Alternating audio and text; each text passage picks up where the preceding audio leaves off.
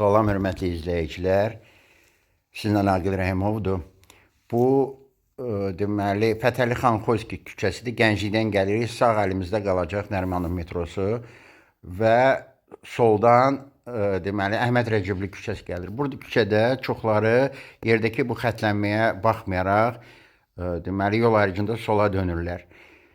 Özünüz görürsünüz ki, yerdəki xətlənmə 3 dəfə təkrar olunur və bu xətlənmə barjura qədər yox, bütün yol ayrıcına aiddir. Deməli, mən videoları verəndə adətən bilirəm ki, hansı reaksiyalar olacaq. Çoxları düzgün başa düşür. Amma bəziləri yazacaq ki, deməli, bu yerdəki xətlənmə barjura qədərdir də, oradan artıq sola dönmək olar. Onlar onda səhv eləyirlər ki, deməli, bu xətti məcburi 4-1-1, məcburi hərəkət istiqaməti nişanı ilə düzünə olan nişanla qatışdırırlar. Bəli, məcburi hərəkət istiqaməti nişanı düzünə, bax bu barjura qədərdir. Amma yerdəki xətlənmə tam yol ayrıcına qədərdir.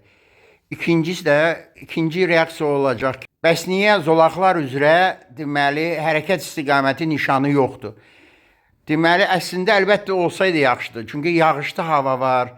Sonra deməli qaranlıqda, yağışda, qarda görünmür axı bu nişan. Olsaydı yaxşı olardı.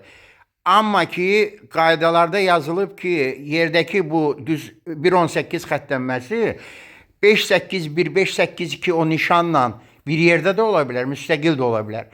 Bunu ona görə deyirəm ki, o reaksiya verənlər düzgün olmayan fikirləri başqalarının beyninə həkk eləyirlər və onlar götürüb buradan sola dönə bilərlər. Son vaxtlarda burada deməli cərimə yazılır. Və sonda hörmətli ayna, sizdən xahişim odur ki, bu yerdəki xətlənmə biraz pozulub, bunu yeniləyəsiz və həmin o zolaqlar üzrə hərəkət istiqaməti nişanlarını 5.8-1, 5.8-2 onları yolun sağında quraşdırsaz çox yaxşı olar.